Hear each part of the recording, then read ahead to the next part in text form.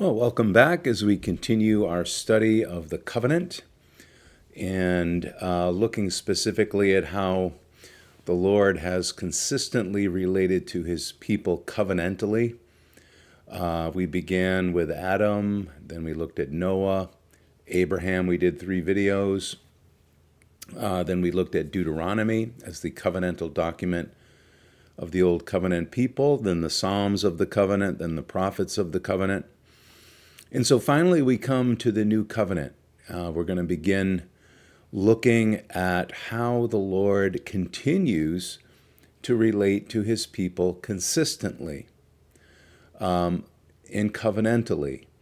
And so what I'm going to endeavor to show you is that he relates to his people in the same way in the new covenant as he related to them in the old covenant. That is to say, the covenant is conceptually the same, even though there are obviously lots of major differences between the new covenant and the old covenant, and namely, a lot of what was used in the old covenant, a lot of the temple sacrifices, a lot of the laws, a lot of the priesthood, the temple worship, all finds its fulfillment in Jesus. Jesus is the fulfillment of the sacrifices, of the priesthood, of the temple. And that is very true and critically important to know. But that is not to say that the covenant functions differently. We have all the elements of the old covenant fulfilled in Jesus. We still need the sacrifice. We still need the priesthood. We still need the mandates. And it still functions in the 3 major categories that we've discussed, with historical prologue, sort of setting the historical precedent for our relationship with the Lord, the mandates, or the way we are to be, the way we are to live in the land, or on earth, we might say, and also the promises. The promised blessings and curses are very much alive in the new covenant. And so that's what I'm going to endeavor to show us, is that the Lord has not changed the way he relates to his people. And you'd recognize this if you've been in the church for any time at all. There's this sort of great divide between the old and the new, in the sense that the Lord related in one way in the old covenant, and he's totally switched it, turned it upside down, and relates to his people in a totally different way in the new covenant. And so it could be said that works was a huge emphasis in the old covenant, and faith and grace is a huge emphasis in the new covenant. And what I'm hoping to be able to show you is that no, all these elements function consistently and conceptually in the same way. Faith, grace, works, promises, historical prologue, they're all present in the same way in the old, in the new. So, and we could illustrate it this way. We could say, say you work for a particular employer, you get paid bi-weekly, you're hired, you get paid bi-weekly. The understanding is that you show up, you do what you're, being paid to do, and you do that consistently, and then you'll maintain your employment and continue to be blessed with the promised reward of your wages. And so you decide, well, maybe I don't like that job, and so you move to a new employer. So it's a whole new employer. You've gone from one job to another job, but conceptually, it'll be the same kind of thing. You'll have a certain set of responsibilities that you've agreed to fulfill, and the blessing or the promise that you'll receive in fulfilling that responsibility is the reward of your wage. And so the employer is very different. It's a very different context in which you're operating, but the conceptual relationship between employee and employer remains consistent. So that's just an analogy. It's an illustration of what I'm talking about. That is to say, it's a very different setting in the New Testament. It's a very different context. Now the whole world is being embraced. The whole world is being called to faith. The whole world is called to covenant with the Lord, not just one nation. But the conceptual relationship remains consistent. The way Israel related to the Lord in the Old Covenant remains consistent with how Jew and Gentile relate to the Lord in the New Covenant.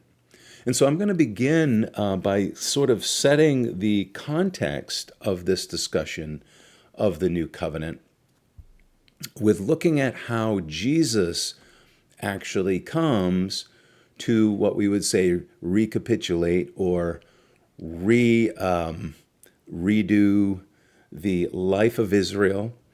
As we have seen, Israel's history was a history of covenantal failure.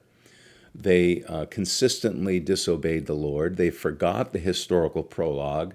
They didn't remember how awesome God is. And so they didn't do the mandates. And so the promised curses came upon Israel consistently, even to the point of, in the end, the temple being destroyed, the city of Jerusalem being laid siege to, even to the point of the covenant totally being broken by the nation. Now, as we saw, there were individuals who were faithful. That is biblically easy to show, that the righteous always existed within Israel, but the covenant with Israel was a covenant with the nation, and the nation together corporately broke covenant with the Lord, which was of course always God's purpose, because he always had in mind this fulfillment that would come through Jesus. And we see that right away, and it's a fascinating study, I think, and I hope you'll learn some new things today about how Jesus is the fulfillment of Israel's vocation. That is, where Israel was called to be a light to the nations, a city on a hill, in which the nations would look and see, wow, what an amazing country. Who is their God? They were there to sort of proclaim and embody the fame of the Lord through their life of faithfulness, and they failed to do so. But Jesus comes as the faithful Israelite. And what we're going to see in Matthew's gospel in particular are these literary clues that point to the fact that that's exactly what Jesus is doing, is he's recapitulating, reliving out the history of Israel, but this time in covenant faithfulness to his Father, that he would do successfully what Israel failed to do in their covenantal life. So we see this in Matthew chapter 2, and we look at what's happening here in this part of the gospel where Jesus is a child. He's recently been born, and Herod has heard about the birth of this royal child. And of course, he's concerned because he is a man of selfish ambition, being self-interested. He doesn't really want the messianic one to appear because he has claimed to be the king of the Jews.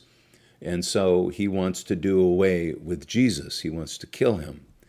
So Joseph is warned by the Lord to run off, to escape Herod's clutches. And where is he told to go? He's told to go to Egypt. And so he goes into Egypt in exile, you might say, just as Israel was in exile in Egypt. So there they are in Egypt. And it says in Matthew, well, let's just read it. This is Matthew chapter 2, beginning in verse 13. When they had gone, that is, the wise men, an angel of the Lord appeared to Joseph in a dream.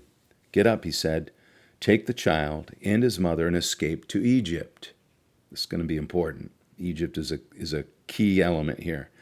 Stay there until I tell you, for Herod is going to search for the child to kill him.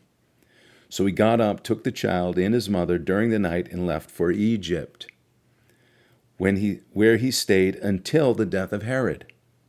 And so was fulfilled. Here is Jesus, the fulfillment of Old Covenant, right? And so was fulfilled what the Lord had said through the prophet, out of Egypt I called my son. Okay, so this is from Hosea chapter 11, verse 1. Out of Egypt I called my son. Now, who is Hosea referring to in Hosea chapter 11? Let's take a look. Okay, so we turn to Hosea chapter 11, verse 1, and what do we read there? When Israel was a child, I loved him. So notice Israel is being referred to metaphorically as a child. When Israel was a child, I loved him, and out of Egypt I called my son. So who is the son, metaphorically, referred to in Hosea 11:1? It would be Israel. Israel is the son. And it goes on in verse 2, but the more I called Israel, the further they went from me. In other words, the infidelity of Israel is being chronicled here. But notice, here Hosea is referring to Israel as the Son of God. And so Matthew chapter 2, Matthew refers to this text being fulfilled by Jesus, as he is the Son of God coming up out of Egypt. So here we see this literary prophetic clue of what is happening through Jesus' ministry. Of course, the Lord would be superintending this whole narrative, this whole historical sequence, for a purpose, because what he's beginning to show, and this is the key literary clue from the very beginning, is that Jesus was called to go to Egypt, come out of Egypt to fulfill Hosea 11:1, because he's recapitulating the history of Israel. Now, we have to go on because this continues. Okay, so he grows up, and his ministry is beginning. John the Baptist is proclaiming, repent, for the kingdom of heaven is at hand. And what happens? He's baptizing. Jesus comes to be baptized. This is chapter 3, verse 13 of Matthew. Then Jesus came from Galilee to the Jordan to be baptized by John. But John tried to deter him, saying, I need to be baptized by you, and do you come to me? Jesus replied, let it be so now. It is proper for us to do this, to fulfill all righteousness. To fulfill all righteousness. Then John consented. As soon as Jesus was baptized, he went up out of the water. At that moment, heaven was opened, and he saw the Spirit of God. That is the presence of God. The Spirit of God descending like a dove and lighting on him. And a voice from heaven said, this is my Son, the Son who came up out of Egypt, whom I love. With him I am well pleased. So notice the sequence. He comes up out of Egypt. He then, as he matures, grows into a young man. He's then comes to John to be baptized, to go in to death, to go into the water, to fulfill all righteousness. And as he comes out of the water, the presence of God descends on him. Okay, so you've got this out of Egypt, into the water, come out of the water, the presence of the Lord. So we're starting, if we think of the history of Israel, you start to see some sequential parallels taking place here. And if you think, oh, Mark, aren't you reading too much into this? Isn't this sort of, no, because let's read 1 Corinthians chapter 10. Let's see what the Apostle Paul says about Israel going into the Red Sea and coming out of it. How does he describe that moment? We see this in 1 Corinthians chapter 10, verse 1. For I do not want you to be ignorant of the fact, brothers, that our forefathers were all under the cloud, that they all passed through the sea. Check this out. They were all baptized into Moses. Baptized. This word is very intentionally used by the Apostle Paul. So this baptism of Israel links to Jesus' baptism, right, in the Jordan. They're all baptized into Moses in the cloud and in the sea. In the cloud. What was the cloud? It was the presence of the Lord. The presence of the Lord was in the cloud, right, and in the fire. So here, Israel goes into the sea, baptized into the sea, into death, as it were, but made alive. They came out alive and were blessed with the glory presence of the Lord. And so here we see this parallel. Here is Jesus being baptized, just as Israel was baptized. Here is Jesus being endowed with the Spirit, just as Israel was endowed with the cloud, the presence of the Lord, the glory cloud. But what happens next? It doesn't end there. Because we remember in Israel's history, they refused to go into the land. So then they were made to wander for how many years? For 40 years, they were made to wander in the desert, to both be tested by the Lord and tempted by the devil. What happens to Jesus in Matthew chapter 4? Right after he comes out of the water, right after he's endowed with the Spirit, that same Spirit leads him somewhere. And we see this in Matthew chapter 4. Then Jesus was led by the Spirit into the desert to be tempted by the devil. We remember that God doesn't tempt anyone, but God does test everyone. And he's testing Jesus and being tempted by the devil. After fasting 40 days, this is not accidental. This number 40 is not some random or arbitrary number. After fasting 40 days and 40 nights, he was hungry. And the tempter came to him and said, and he challenges him in a number of different ways, tempting him to deny his faithfulness to his Father, who called him to go through these things to be tested. And unlike Israel, Jesus would succeed. And not only would he would succeed by quoting in all three temptations the covenantal text of Deuteronomy to resist the devil. That is to say, he would do what Israel didn't do. He would live by the word of God. He would lean upon the promises of Deuteronomy, the mandates of Deuteronomy, the historical prologue of Deuteronomy. He would hold to the covenant in the way that Israel didn't, and he would come through as a faithful son. So here's the parallel. And this is striking because what we see, and it's going to become really important as we talk about the conceptual consistency of the covenant. That is to say, this conceptual consistency of the life of Israel and the life of Jesus. And just to repeat, we have out of Egypt, both.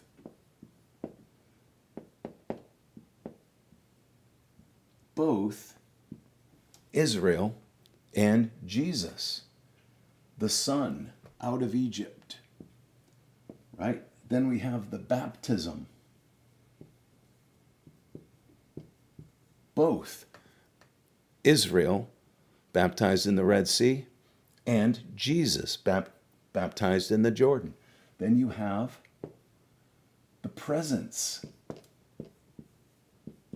of God. You have the cloud and you have the Spirit descending upon Jesus. Consistent. Then you have, this to me is so awesome, then you've got the 40 after this, right? The 40 days, the 40 years, both of temptation, of testing taking place for Israel and for Jesus. Jesus now succeeding.